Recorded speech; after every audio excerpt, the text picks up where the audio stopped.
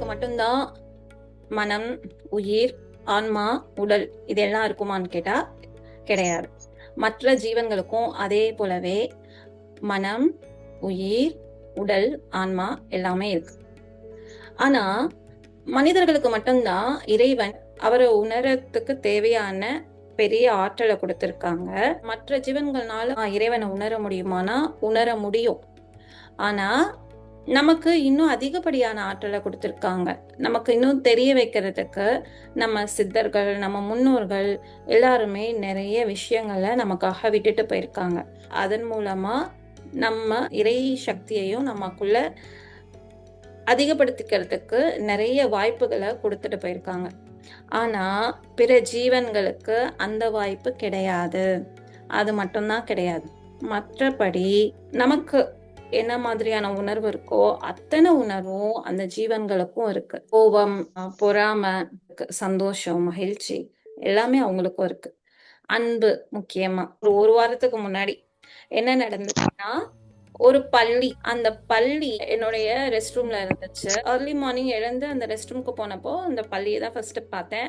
அப்போ பள்ளி இருக்கிறதுனால எப்படி நம்ம யூஸ் பண்றது அப்படின்ற ஒரு பயத்துல அந்த பள்ளியை வெளியே அனுப்பிடணும் அப்படிங்கிறதுக்காக அந்த பள்ளியை பயமுறுத்தி வெளியே அனுப்பிட்டேன். ஃபர்ஸ்ட் தண்ணி அந்த பள்ளி மேல அடிக்கல, வேற பக்கம் தண்ணியை ஸ்ப்ரே பண்ணா போகுதா அப்படின்னு பார்க்கறதுக்காக ட்ரை பண்ணி பார்த்தேன், போகல. அப்புறமா அங்க இருக்கக்கூடிய ஒரு நம்ம பாத்ரூம்லாம் கிளீன் பண்ணுவோம் இல்லையா, வாட்டர் எல்லாத்தையும் ஸ்க்ரப் பண்ணி கழுவிடுவோம் இல்லையா, அந்த ஸ்டிக்கை வச்சு பக்கத்துல தட்டினா அது போகுதா அப்படின்னு பார்க்கலான்ட்டு அந்த ஸ்டிக் எடுத்து கொஞ்சம் பள்ளியெல்லாம் தொடல கொஞ்சம் தூரமா வச்சு தட்டும் போது அந்த பள்ளி போகுதான்னு பார்த்தேன். அது ஆக்சுவலி என்ன ஆயிடுச்சு, பள்ளிக்கு ரொம்ப பயம் அது குடுகுடுன்னு எங்கெங்கேயோ அலமோதுது. எப்படி போனா வெளியே போலாம் அப்படின்னு சொல்லிட்டு அது தேடி தேடி இந்த பக்கம் போகுது, அந்த பக்கம் போகுது, இந்த பக்கம் போகுது, அந்த பக்கம் போகுது. கடைசியா என்னுடைய ரெஸ்ட் ரூம்ல பெரிய ஜன்னல் இருக்கு, அது வழியா வெளியே போலாம் வரலாம். ஒரு வழியா அந்த வழியா அது வெளியே போயிடுச்சு. நான் தப்பு தானே பண்ணிருக்கேன், அந்த பள்ளியை பயமுறுத்தி வெளியே அனுப்பிட்டேன். அந்த பள்ளியை பயமுறுத்தினதே ஃபர்ஸ்ட் தப்பு. அதனால நான் இறைவன் கிட்ட மன்னிப்பும் கேட்டேன். அதுக்கப்புறம் என்னென்னலாம் தோணுச்சுன்னா, வெளியே போனா அதுக்கான உணவு கிடைக்குமா, அதனால வாழ முடியுமா, இது நம்ம வீடு, நம்ம அதை ஒன்றும் பண்ண மாட்டோம். ஆனா வெளியே போச்சுன்னா நான் இருக்கக்கூடிய நாட்டுல எல்லா வீடுமே கனெக்டடா இருக்கும், கீழே மேலே எல்லாமே கொஞ்சம் கனெக்டடா இருக்கும். ஈஸியா ஒரு பிளேஸ்ல இருந்து இன்னொரு பிளேஸ்க்கு போக முடியும் ஜன்னல் கிட்ட. அதாவது பள்ளியை வச்சு நான் சொல்றேன். இந்த நாட்டுல ரொம்ப சுத்தமா இருக்கணும் அப்படின்லாம் நினைப்பாங்க. பாரு கிளீன் பண்ணிட்டே இருப்பாங்க. அதனால பள்ளி உயிர் வாழுமா வாழாதா அப்படின்ற ஒரு டவுட் எனக்கு வந்துடுச்சு. சரின்ட்டு அதை இறைவன்கிட்டயே விட்டுட்டு இறைவன்கிட்ட மன்னிப்பு கேட்டுட்டு திரும்ப என்னுடைய வேலையை பார்க்க ஆரம்பிச்சிட்டேன். மறுபடி அதே பள்ளியை நான் இன்னைக்கு பார்த்தேன்.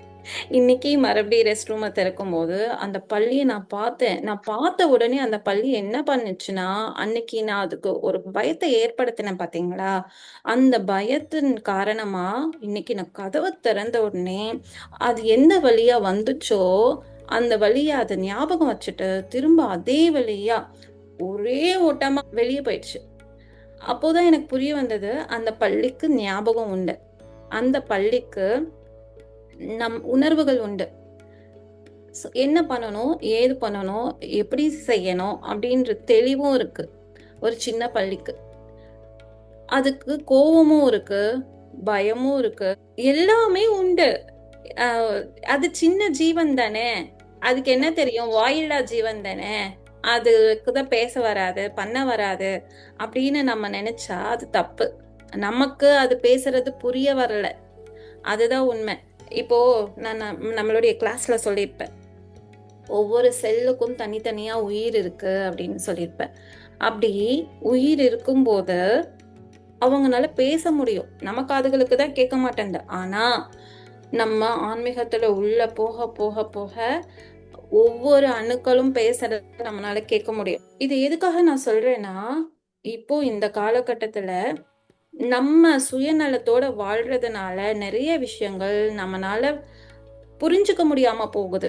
வெளியே இருக்கக்கூடிய புழு பூச்சிலேருந்து எல்லாத்துக்குமே நமக்கு இருக்க எல்லா உணர்வுகளும் அவங்களுக்கு இருக்கு. மனிதர்கள் தான் அவங்களோட வாழ்க்கையில பெரிய தடைக்கல்லா இருந்து அவங்களுடைய வாழ்க்கைய வாழ விடாம ஒரு பிரச்சனையை ஏற்படுத்திக்கிட்டே இருக்கும். இப்போ ஆடு, மாடு, கோழி எல்லாத்துக்குமே தனித்தனியான வாழ்க்கை உண்டு. எல்லாத்துக்குமே குடும்ப வாழ்க்கை உண்டு. எல்லாருமே நம்ம வாழ்ற மாதிரி அவங்களும் தனித்தனியா வாழணும், சுதந்திரமா வாழணும்னு நினைக்கிறவங்க தான். ஆனா மனிதர்கள் தான் நம்மளுடைய ஆசைக்காக நம்மனால எதுவும் முடியும், நம்மனால எல்லாத்தையும் ஆட்சி செய்ய முடியும் அப்படிங்கிற ஒரே காரணத்துக்காக மற்ற விலங்குகளை வாழ விடாம நம்ம அவங்கள கஷ்டப்படுத்திட்டு இருக்கோம். நம்ம நான்வெஜ் சாப்பிடும்போது கூட நம்ம நினைக்கிறோம் அதுக்கு என்ன தெரியும் அப்படின்ட்டு. அதுக்கு வலி உணர முடியும், வேதனை உணர முடியும். வாழும்போதே ஒரு கூண்டுக்குள்ள அடைச்சு வச்சுதான் நம்ம வாழ வைக்கிறோம். சுதந்திரமா விடுறது கிடையாது. அவங்க மனசு எப்படி இருக்குன்னு நமக்கு புரிய வராது.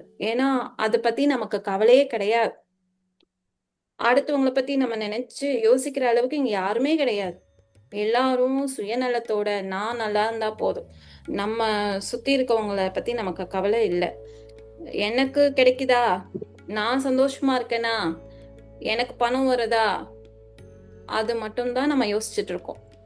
ஆனா எப்படி வாழணும் அப்படின்னா, அடுத்த உயிரினத்து மேலேயும் நம்ம அன்போட வாழணும். அப்படி அன்பை செலுத்தும் போதுதான் நமக்கு சில விஷயங்கள்லாம் புரிய வரும்.